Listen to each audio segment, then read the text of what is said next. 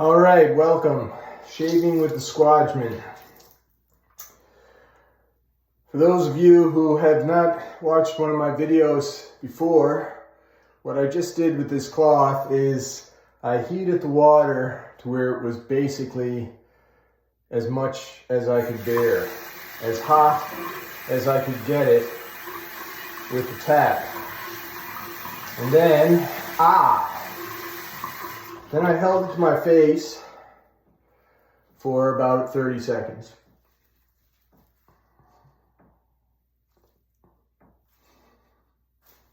Just like that. Now I'm going to heat this up again after I get the shaving cream together.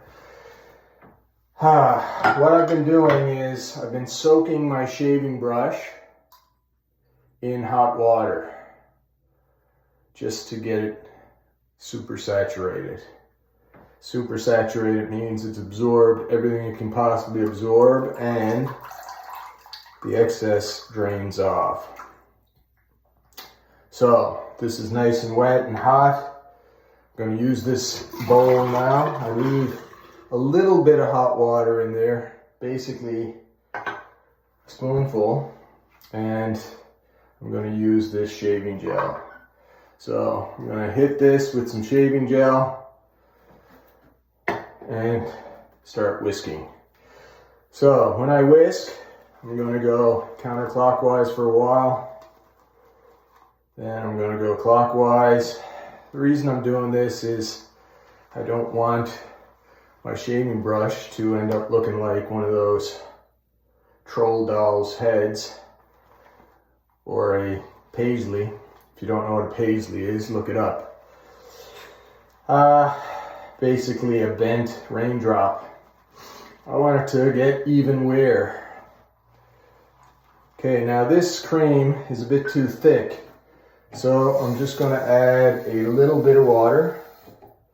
I don't want cream as much as I want foam. And that's what the whisking does, whether you're whisking meringue for a pie or you're whisking shaving cream. What you're doing is you are mixing air bubbles in with the shaving cream. This is gel, but if you move it around, it turns to cream, and then if you whisk it, it turns to foam. What we want is shaving foam, and we want it to be so thick that it sticks to this thing. Now, I was going to put the cloth back on, open my pores again. I don't really need to do that because I'm actually quite sweaty here now. I just did 7 rounds of boxing, 7 5-minute rounds. And let me tell you, I felt my age. That was extremely hard. I had to take extra break. Well, it's 5 minutes on, 1 minute off. And I probably had to take 5 minutes on, 1 minute 30 seconds off. It doesn't sound like much, but trust me. But I'm not a spring chicken no more, so I'm not going to beat myself up. Remember, the enemy of the perfect, or the enemy of the good is the perfect. If you try to be perfect, you're probably going to sabotage yourself. And let's do some self-care here. We're not professional athletes. We're just trying to get in shape. And I've lost so much weight lately, it's not funny. Probably because of the illness I had with the tooth and all the antibiotics. I don't know what it is. I haven't been able to lift weights, but I got on the scale yesterday and I'm down an extra 5 pounds. So that is incredible. That's not normal weight loss. That's, you know, something heavy. So I'm going to try to get some weightlifting in. I'm probably going to have to drop it to very light. And of course, I'm going to get back to stretching as well. There's 4 pillars of physical fitness, in case you don't know. There is strength, there is flexibility, there's endurance, and there is skill. All of these need to be worked. Strength, self-evident. Endurance, self-evident. Flexibility, self-evident, and skill. I mean, whatever sport or activity you're doing, whether it's CrossFit, boxing, martial arts, volleyball, Skill means it's something that you can improve with effort and time. A little different from talent. Talent is like a predilection or an inborn ability to do something. And skill is something that you improve with practice. If you have a talent, you should develop that talent through hard work and develop your skills. And if you just have a love, that's what amateur means. Amos means love. An amateur does it for love rather than a professional. It doesn't mean that the amateur is not as skilled as the professional. It just means he does it for love and not for money. He could still make money from it. You know, some of the greatest people in the world are amateurs, not professionals. And this goes back from the dawn of time. Down in recorded history, I mean.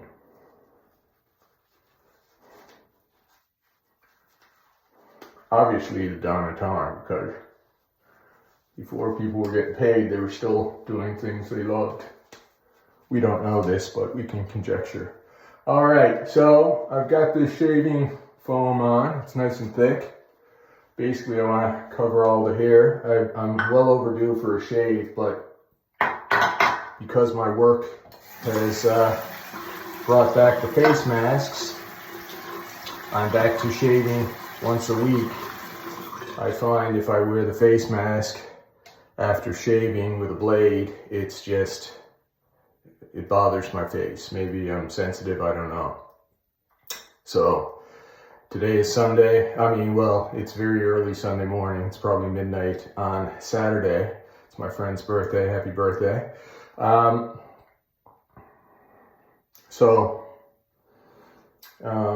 that it's Sunday, midnight, I go to work tonight at 11 p.m. I'll shave. Hopefully my face will be well recovered when I put the face mask on tonight, hopefully on Tuesday. Every Tuesday they're supposed to review whether we're going to wear the mask for another week or whatever, so I'm hoping this is the end of the mask. But still, I got to work on back to the 4 pillars of fitness. I have to get back to my flexibility. I'm a very flexible guy. I've been a martial artist for, 40 odd years. And, the stretches and all that with martial arts. But I've kind of laid on my laurels too much. I haven't been working on my flexibility. I haven't been maintaining my flexibility. So I want to get back to stretching. My skill, yes, maybe I've plateaued years ago with my boxing skills, but I still work at it. Boxing is great for flexibility for the boxing routine. For throwing punches, you're stretching while you throw. It's great for endurance. It's great for skill. Lifting weights is very good for strength. It's also good for flexibility in the motions that you lift the weights in. Stretching, of course, is mandatory, but it's something that's kind of gone by the wayside for me. And anyway, I want to work on those 4 pillars of fitness. So I got a brand new blade in here. We're going to hold it with 2 fingers very gently. This finger is just going to stabilize, and we're going to shave with the grain. So basically I'm just holding the blade flush to the skin. It's going to sound like I'm pushing. I'm not. I'm just using enough pressure to keep it flush to the skin. And nice strokes, maintaining contact with the face. Most of the shaving I'm going to be going with the grain. At the very end, I'm going to go very gently against the grain. And take your time. I've got more foam there, so I'll probably do a second pass. Usually my first pass is good enough. I have very thin hair. Thin hair means the actual follicles. If you look at the follicles like trees in a forest, my individual follicles are like little skinny banana trees rather than big heavy oak trees. If you have thick hair, you may have to do more passes. Me, as you can see, I'm basically hairless, and the hair I do have is very thin. It looks like I'm going bald. Actually, I've got lots of follicles, but each individual hair is so thin that it looks like I have I'm going bald, but you know, not really. My hair is getting thinner and thinner though, it seems. All right, back to the shaving. So, flush to the skin with the grain.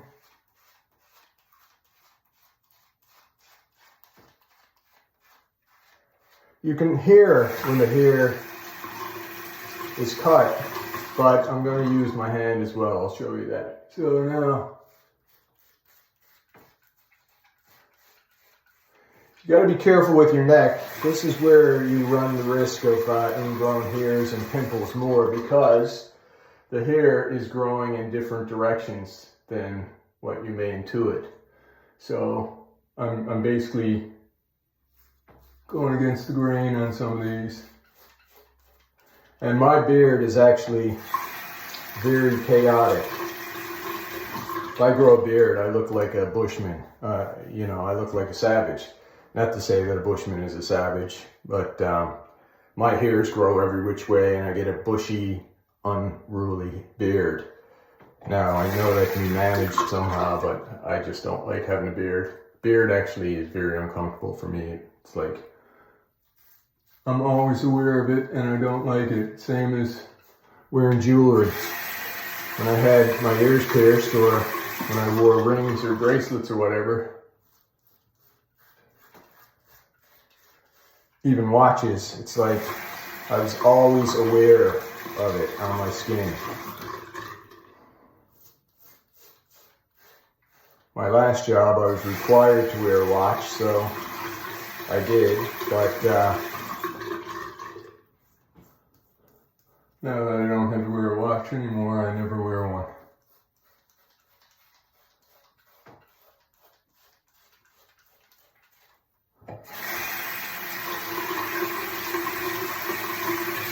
And I like functional jewelry. What I mean by that is if I was going to wear a chain, I'd probably wear a big heavy chain secured with 2 powerful magnets that I could snap off and use as a weapon. That's the kind of jewelry I like. Or, you know, I'd have some sort of wire bracelet that you can unwind and turn into a garrote or a garrote.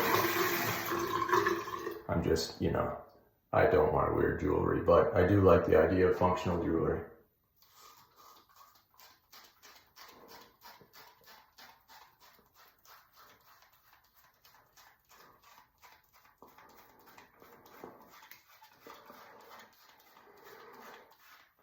All right, this video is getting a little long, but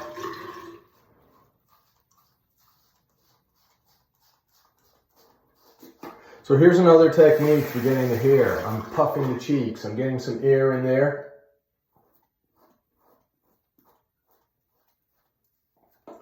My emaciated, sunken cheeks from the weight loss, puff it out.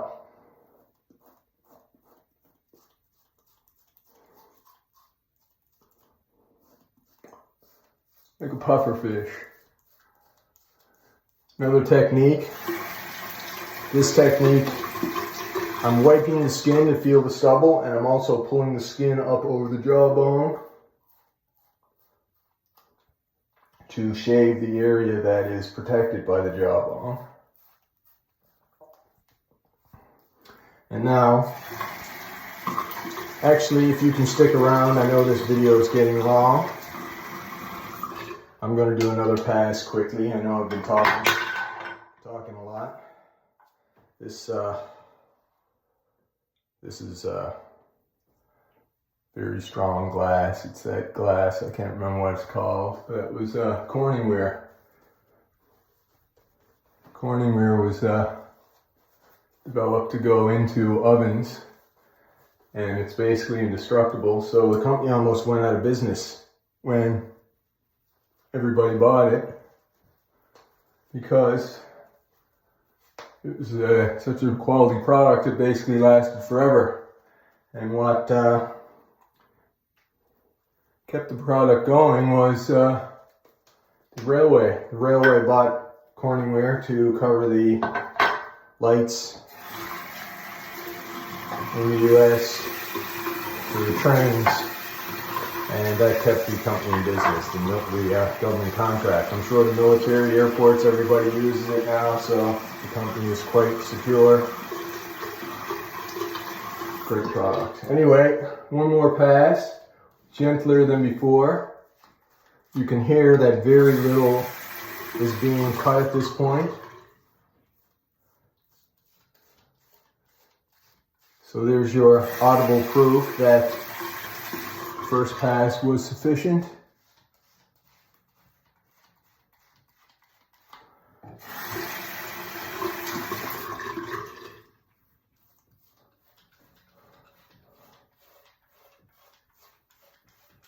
This is going to be a very good shave, mainly because of the workout I had before I came here.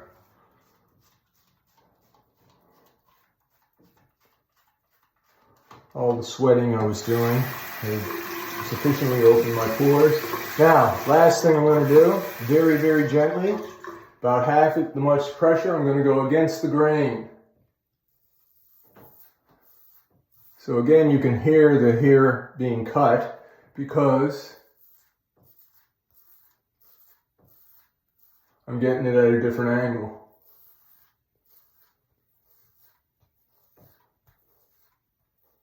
And I'm pulling down the skin the other way. See, you go a different angle, you can actually hear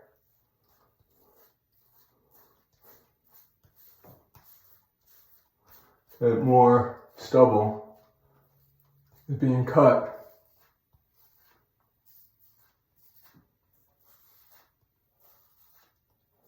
Sounds like I'm using a lot of pressure, but I really am not. So listen to this, and listen to this. You can hear that there's more stubble being cut this way.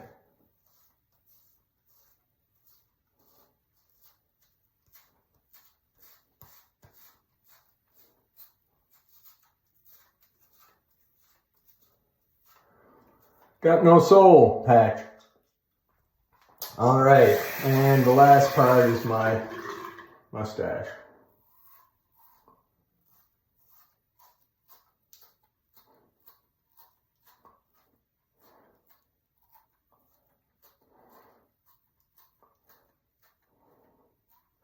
Ow. All right, I'm going to cut myself at the very last stroke. So, last thing I'll do is I'm going to feel. I get a little bit of stubble. I can feel on my sideburns.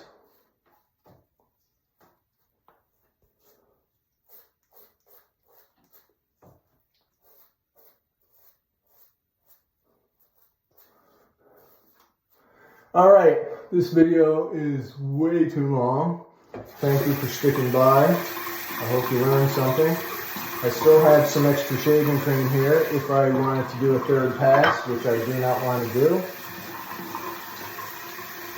I'll dry my blade on my towel. Get rid of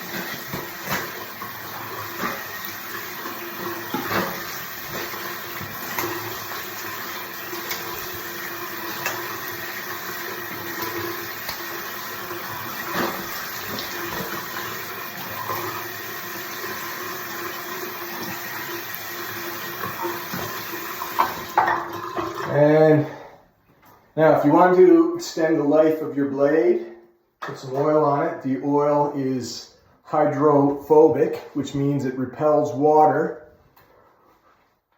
and it will drive the water, which corrodes the steel, off of the blade. And you can extend the life of your blade that way. So let's have a look. Oh, feels great. I give this shave 9 out of 10. I look 9 years younger. Anyway, thanks for hanging around. Remember, who loves your baby? This guy. Also, you're somebody's favorite person in this world, probably mine. So till next time, love you and goodbye.